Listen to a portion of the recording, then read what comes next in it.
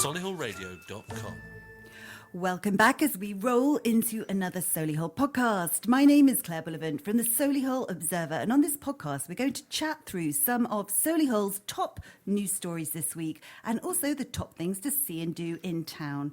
Sadly, we're missing Mr. Solihull himself. It ain't a party unless it's an Ian Rogers party. That's Mr. Ian Rogers. But it's still the Solihull Dream Team with the wonderful Mel Palmer, Chief Executive of Solihull Bid here. Hello, Mel. Hello. And we've also got Mr. Amazing Mover and Shaker, Geoff O'Brien, who runs Solihull Radio. Hello, everyone. So let's start about front page news story this week, I think. This is a story, a really sad story, actually. And it's... somebody basically has stolen some of the sensory equipment from a Solihull Learning Disability charity just as they were putting together their new garden touches. Isn't this awful? Who steals from children and also disabilities? It's, completely not right. I agree with you. And Solar are a wonderful charity based just down by the fire station as well, as aren't they? So they've got two different campuses and they do some fantastic work. Great kids clubs. So why would you do it? It's just awful. What's the therapeutic rain wall that was stolen, though? Have you ever seen one of those? It sounds quite cool, doesn't it? It does sound quite cool. I'm thinking back to the sort of Chelsea Flower Garden style installations that I've seen with the water just cascading down. Maybe, again, without Googling it, Claire, I'm in the dark. But I just, it's a horrible story, and obviously it made the front page. So it's Solihull Life Opportunities Solo. That's what it's called, and you obviously know this company, Geoff. Yeah, I do. Yeah. There's a couple of people there that I've worked with in the past, and they're a lovely bunch of people. And it must be really, really sad to get almost to the finishing line with a new space, and then to have people come in and I know. And what are they going to do with it? That's what I always think when people destroy, an area or steal parts of things. Exactly what's the benefit from that? Yeah. That's what worries me even more. Well, it's apparently gaining quite a lot of publicity. So hopefully somebody somewhere will know something, and who knows, the items may be returned. But it's not all doom and gloom, because we did have one good story that we talked about last week, and it was the mother of 6 children. She's disabled, and she had her scooter burnt to a cinder a couple of weeks ago in Solihull. But we, in the office of the Solihull Observer, we actually had a phone call, and somebody has donated her. They want to remain anonymous. Isn't that amazing? That is They've good. donated her a whole new scooter. It's brilliant. A mobility scooter, That's not right. just one of those scooters from the park. A mobility scooter. Sure. So That's such a good story. for every bad person, there's also a really good That's person. really nice of them as well. And they just phoned into the paper. I didn't take the call, but apparently yes. And they don't want anyone to know who they are. Oh, it's all great totally stuff. anonymous. But I just think it's amazing when people do that, because so many people do good stuff, but they put it on their Facebook page, don't they? They put it on, I know I do. But, there are people who just don't want any recognition, and they just do it for being good and being nice. So very nice story there. That's a feel-good story. Absolutely. And you can actually also, if you're listening to this, you can also do something really good. Basically, it's Age UK Solihull. They're after people. They're calling it the Cog, Jog or Be a Mad Dog Challenge. So You did well there. I did. That was excellent. Luckily, I wrote that bit down. They want people to take part in either a 55-mile bike ride, a jog. The jog part is going to be to compete in the Birmingham Half Marathon in October, or the Be a Mad Dog part is to do a tandem parachute jump at Hindon Airfield, and it's all for raising funds for Age UK Solihull. So if you guys had to choose, which one would you do? The jog, cog, or the Be a Mad Dog? Definitely jog. I'd do the jog as well. Yeah. Safest. 13 and a bit miles. Although it might be a jog and sort of shuffle. Yeah. And a wander. And a wander at the end.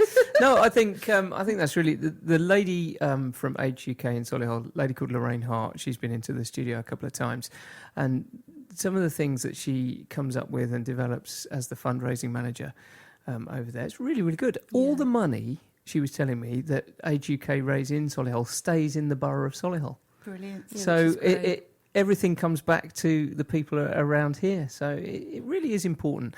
I don't think I'd go tandem skydive. Oh, no. I was just thinking that might be the quickest and most, you get it over and done with quickly, though, wouldn't you? No. I wouldn't be able to do That that. would stay with me for the rest of my life. I'm out. I'd like to say I'd be brave enough, but I don't know. Maybe we should all sign up and do one of them. I'm in training. You forget I'm in training for Louise over at Get Ahead. What are you doing? I'm doing the Wolf Run. Okay. Oh, are you? on the 8th or 9th of September. So how far is the Wolf Run? I think it's about 10k, but it's not about the running. It's the open water swimming.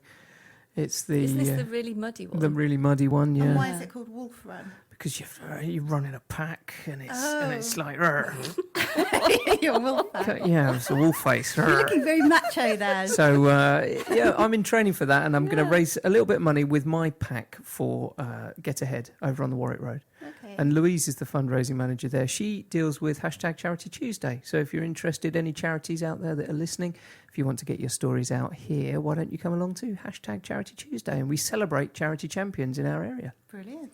I Great. saw you jogging back from McDonald's. Is that part of your It's training? I'm almost at my Yeah, with your Big Mac in your hands. I'm almost at my zenith now. You know, if I get there too early, I've still got the rest of August to get through, but I'll get there. It's 10k. Once you get How many going, miles? I always do everything in miles. I never know Ks. 6.3. Okay, it's still quite a bit, yeah. Ooh, no. So I prefer if you're actually being chased by wolves. The wolves, That's what yeah. that's what I was Yeah. thinking. Do they let wolves out at you? You know, like the zombie run and zombies come and chase it's you. really good fun, and you should have a go. I love stuff like all that. of us. I did Tough Mudder a Yeah, couple it's of the years same ago, sort of thing. and I loved it. I absolutely hated like the idea of it and the run up to it, and I didn't do any training really. Okay. And I was going to pull out because two of my team pulled out on like the morning of the run, and I was like, oh, I was so tempted. And I remember ringing someone, my mum or something, and saying, I really don't want to do it. She was like, if you've said to do it, you're going to do it. You have to do it. So I was Yeah. like, oh, God. And I went along, and my friend and I still did it. And honestly, it's one of the best things I've ever done. I'm so happy Great we did stuff. it. And raising money again for our local area, Yeah, Absolutely. HUK. Brilliant. we're very good at this. Good aren't luck, we? Lorraine, if you're listening in. Absolutely. I hope lots of people sign up for your charity programme. Another good thing that may be coming to town is they're talking about having all these saving, and I don't want to say the word, I'm going to say defibs. Yeah. Defibrillators. Well done, that's the word I wanted. That they're saying that eventually they want one defibrillator Well done. for every 300 metres of urban space in Yeah. parts of Solihull. Yeah. This is a good idea, isn't it, guys? Yeah, it is. And I think we've been supporting this already because we've got our town hosts who are first aid trained to a sort of higher level. But with the defibs, it can mean that you do have to have people that feel confident to use them. So it does come with its extra training sometimes, but I think just having it there is obviously going to be a brilliant thing. If it's there in the right place at the right time and saves a life, this is what we need. So the defib is the thing that does the pumping of the heart. The defib is actually, I thought it was the thing that sort of shocked you when you were Shocks having you. a heart Oh, okay. attack. Yeah. Right, okay. Yeah. Which people do normally, but the staying alive pumping before the ambulance gets there. Almost. Is that what yeah, happens? Yeah. this- From my training, the AED, you put the pads on and it works out if the person needs to be shocked, Oh, wow. and it will tell you what to do. And from our first aid training, as soon as you call the ambulance and you start CPR if they're not breathing and whatnot. And if you've got one of these devices, Yeah. you are. I don't know quite what the statistic is, I think it's in the article. but pretty high, I would imagine. if you've got one of these, if you just do CPR, out of every 100 people you just perform CPR on, 3 survive. Oh, my goodness. Right, Not very good statistics. It's not a very good statistic. You could be there trying your real hardest, but only 3 of them will start again. But at least with this, you've got much more chance. Yeah, and you put the pads where it tells you to put the pads, and then it talks to you, and it scans, and then it works out what to do, and then it will either shock the patient or not shock the patient, because some people don't need a shock. So have we already got some in the town centre? Yeah, there are 2 that I know of, and I know that there's an initiative at the moment going on through the council. There's discussions there about getting them in. I think it's just businesses that may want or not want to have them in their businesses. So I think there's lots of discussion. It's definitely, the profile of it is raised really high at the moment, and hopefully we can all benefit from that. And is it kind of like, how do you find them? So if you're on the high street and somebody, how do you see them? Are they... They're bright yellow. Oh, okay. They are Yeah, bright they are bright yellow. yellow in sort of like a see-through case on the wall, so they're quite easy to see. And also, if you've called 999, they will tell you the location of your nearest AED brilliant. device. Yeah. Oh, it sounds like a great idea to me. It does, yeah. What is it, Yeah. £1,000? Is that the initial cost? I think it's not very much, is it? No, compared to a £1,000. life, at least, anyway. Yeah. So yeah, brilliant. If Great we stuff. get one every 300 metres in the urban parts of Solihull, Yep. only going to be good news. Yep. That's it, yeah. Another new technological thing, solar-powered bins going on trial in Solihull. Is this a good idea, or is this a whole load of rubbish? In pre-production today, Boom, boom. boom, boom. I knew I'd get that in before you did. Well done, you. Well done. It sort of floated out, didn't it, over his head? It's the way I didn't say land. In pre-production today, we talked about this. Now, this is not the bin that Mel you're suggesting that has a chat with That you has and, a chat, and which I thought thanks was rather you nice, for all of that. But from our research, it just emails or texts the council to tell them that the bin needs emptying. Is that correct? That's what I've thought Apparently. it said, but I can't. I don't really. I suppose it's okay for bins that aren't in a town centre. I'm always looking at things from a town centre focus, sadly.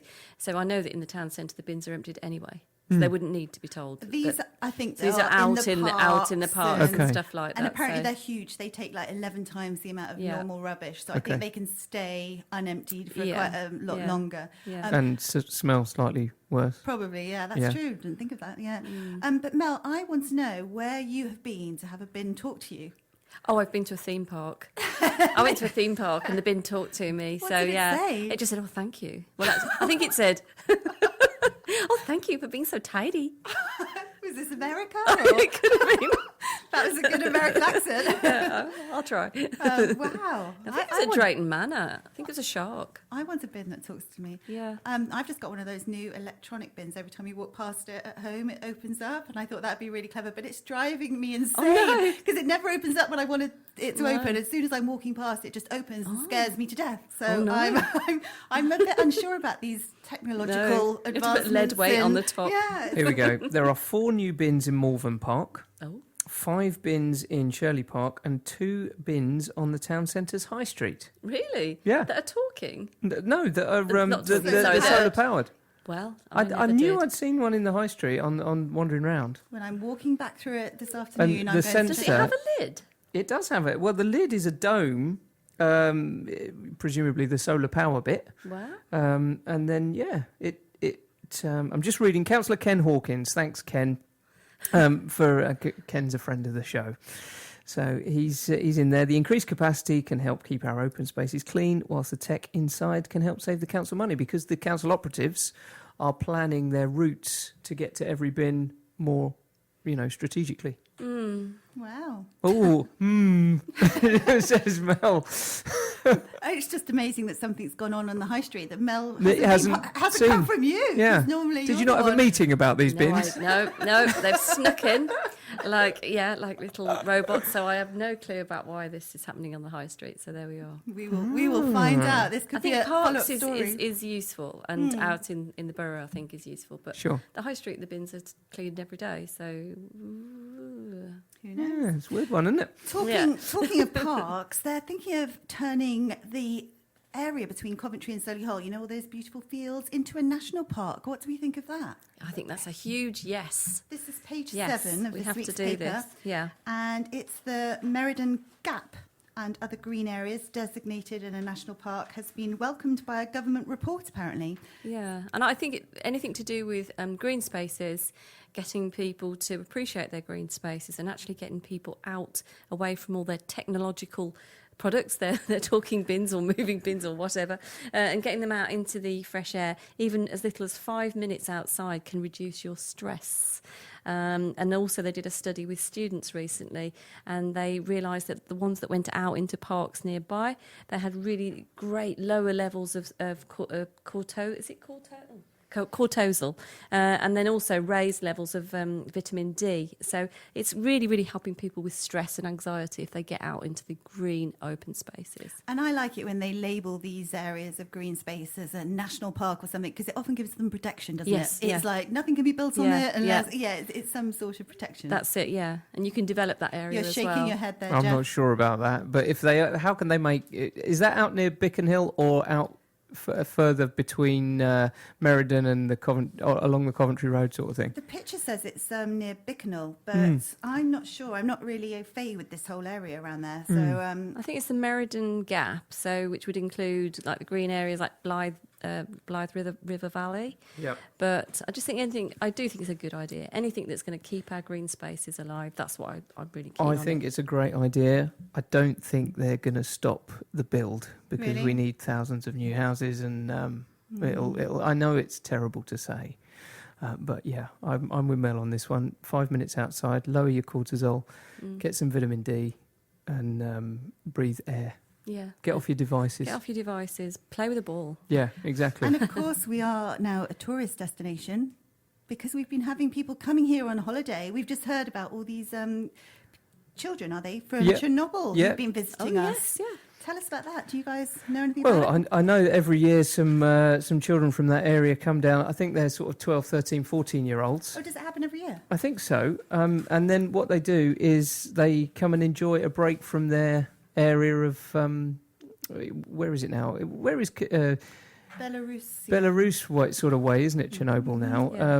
And there's been lots of things happening. Did you see that series on TV? I didn't. It's But amazing. I've heard it's horrific. Mrs. Solihull Radio watched back to back pretty much. As soon as you start, that's it. It's absolutely gripping. It's really gripping, and you can watch it on catch up still, can't you? And it's won most awards that a TV series has won, I think. Really, really good. And what's it actually called? Chernobyl? Chernobyl, yeah. Okay. They're up all night thinking of the name. Nailed it. Nailed it. That's exactly what it said on let's the just go tin. with Chernobyl. But yeah, how many years is that now? 30, 40 years ago? Yeah, it must 30 be. years ago? And you... Right, it's still a no-go zone. It's going to be a no-go zone for a long, long time. From somewhere in my mind, I remember reading a story that in that area, they're now beginning to produce vodka. I don't know if I'd be willing to try that. No, I wouldn't. You'd be thinking it's radioactive or Yeah. something, wouldn't you? But I can't believe people go on holiday there. And since the Chernobyl series went out, the chartered sort of holidays there have gone absolutely, off the scale. People go there to have a look at it. is it true that it will be forever polluted? Yeah. Like, are they still sending in? I remember, 10, 15 years ago, they were still sending people in the suits and paying them a fortune to try and move certain things back out or That's clean right. it. Are they still doing that, or have they just given up? No, I think they are still trying to do things, but the one area is completely sealed, isn't it? That's right. But it's Under still some sort of dome. But it still is giving off the bad stuff. It's terrifying, isn't And it? that image in your mind of the Ferris wheel.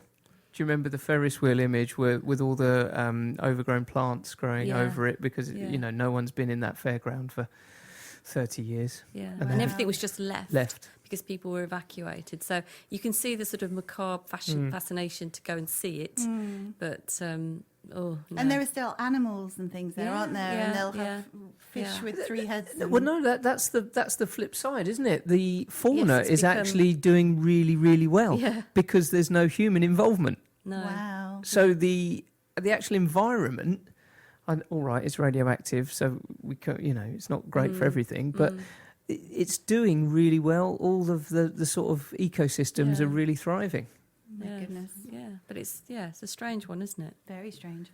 Moving on, this is something that you've been working on, Mel, considerably over the last few months, and it's all happening this month. How's it all going, the postcards from Solihull? Oh, it's been fantastic, thank you. It's been really, really good. And we produced a few little postcards that people could buy, which we were raising some funds for Change into Action charity. And we thought, maybe, we'll sell just a handful. It didn't cost us very much to produce. But today, when we have the bid gazebo out, we've had people coming and queuing to buy the whole series of the postcards. And then a lady came up today and said, I'm making a book. And I'm sticking them all into a book. She said, this is one of the best things you've ever done. So I just think it's really opened people's eyes to the history of Solihull Town Centre. And it's a good reminder, isn't it, of where we've come from. And Who comes up with these ideas? Are they yours? no, I couldn't claim this. This is a wonderful lady at the library, Tracy, who we met with. We thought she was just going to be asking us to help produce a map. And then when she showed us all the memorabilia that she had and all the data and all the photographs, we said, this has to go out there to the public. The public needs to see this. So she's really the catalyst of the whole thing. And then the bid of picked it up and thought this was a great idea. So the team have worked really hard on it. So yeah, it's great. And it's all running until the end of the month. It is, yeah. So you can go and sit on the sofa in Touchwood, pick up the phone, listen to people talking about how they used to ride a horse into Woolworths and things like that. The Wild West. I know, Really, yeah. I know. And McDonald's, where it used to have a post box the height of a saddle, so you didn't have to get off your horse to post your mail. Wow. Yeah. So it's fascinating, and the trail's Sorry, still going. McDonald's? Yeah. In the location of McDonald's? In the location. McDonald's has been around for a long Long time. time. 1920s McDonald's. I'm just going to leave the horse. Yeah. The yellow arches they used to ride under. You know, in the top end of Touchwood, there's 2 sort of 5-metre prints Yeah, either side of there. Where are they? Just montage photographs of the high street? It's somebody was commissioned, I believe it was in 1948, and somebody was commissioned to do a panoramic view of the high street. And so Touchwood have recreated that, so it's either side, and then they've added a few of the quotes that people have talked about from the past. So it looks really good. So if you, go into Touchwood and have a look at that. It does look really fascinating. I've taken a photo of the image, and Solihull Radio's front door is still there in the image. Oh, fantastic. Is it? Yeah, it is. Yeah, wow. I'll show you the photograph. Yeah. Have you never been tempted to do a drone thing along the high street? Because I know you did that amazing video. We did of at Touchwood. over Christmas down Crescent Arcade. The drone company that I use, guys called Impact Aerial, absolutely fantastic. He is licensed actually from the airport to fly in this area. So maybe over Christmas time we could get. What is just really quickly? It's not a Christmas market, is it? No, it's the festive feast. Festive feast. That's right. I almost called Jingle it. bell jog, festive Are we feast. talking about Christmas stuff already? Sorry. I think it's 19 weeks. Well, what a lovely roundup this week we've done. I mean, obviously we can't fit in all the stories that are in the paper this week, but we've done a fair few. And if you have a story for us, do get in touch with us at the Solihull Observer, also Solihull Radio, and also the BID team, because you're all in the thick of it, aren't we, guys? We're here for Absolutely. you, and we want to spread the news and help make lives here in Solihull better and more pleasant for us all. So, do get in touch with us and keep listening to this podcast. We'll be back after the break with what's on to do this week in town. Solihull Radio. First Fields is one of the region's most respected law firms with more than 120 years' experience. Winners of the Chamber of Commerce Excellence in Professional Services Award and High Growth Business of the Year Award. We have over 150 experts working across 8 regional offices, all dedicated to finding you real solutions. Get to know us better at thursfields.co.uk.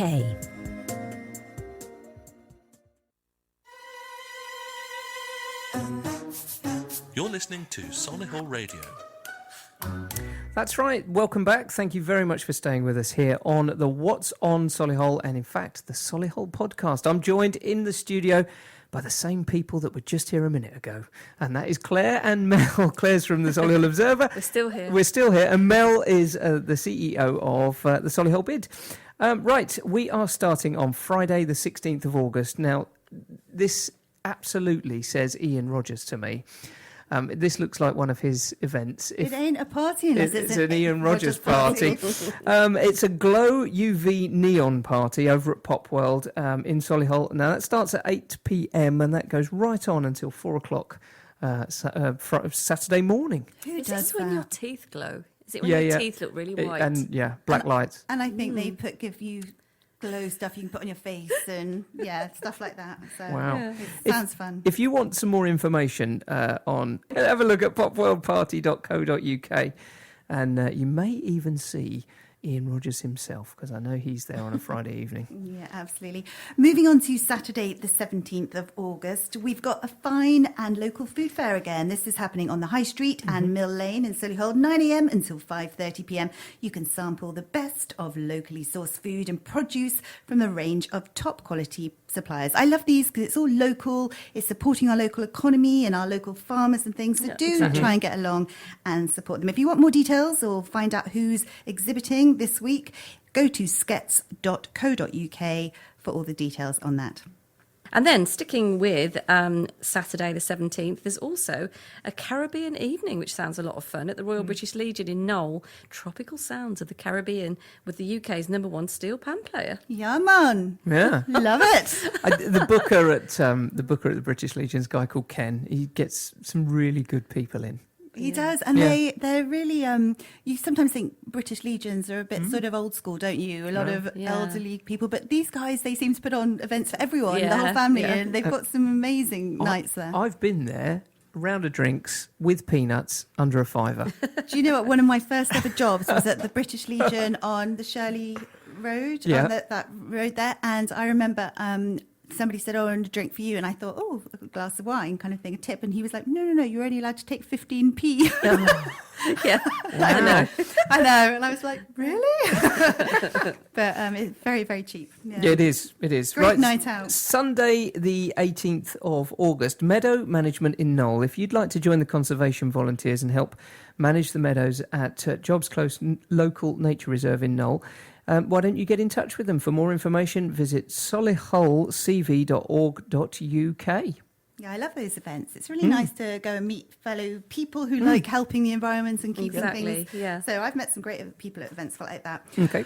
Then moving on to Monday, the 19th of August. It's a Nature Family Day at the Parkridge Centre in Bruton Park. B91 3HW is the postcode for your sat-nav. 10:30am until 12pm or 1:30 till 3pm. This is a drop-in session for you and your babies and toddlers. And it's basically all messy and sensory play. That's what they say.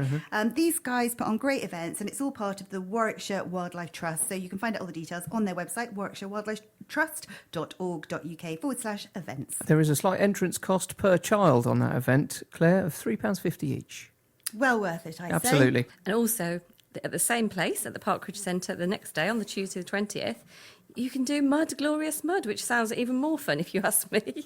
Mind you, I have got a grandson who does get drawn to a lot of birds, so there we go. You don't have a grandson. A grandson? You look about 25, Mel. No. Oh, I'm coming here How again. on earth do you have a grandson? Hello, Mason. Anyway, so he's my prince. And there we go. And so you can go along 10:30 till 11:30 at Bruton Park, Parkridge Centre, and make mud monsters and paint. Oh, I love this. For children 2+, entrance costs £3.50. And again, it's going to the inquiries at wkwt.org.uk.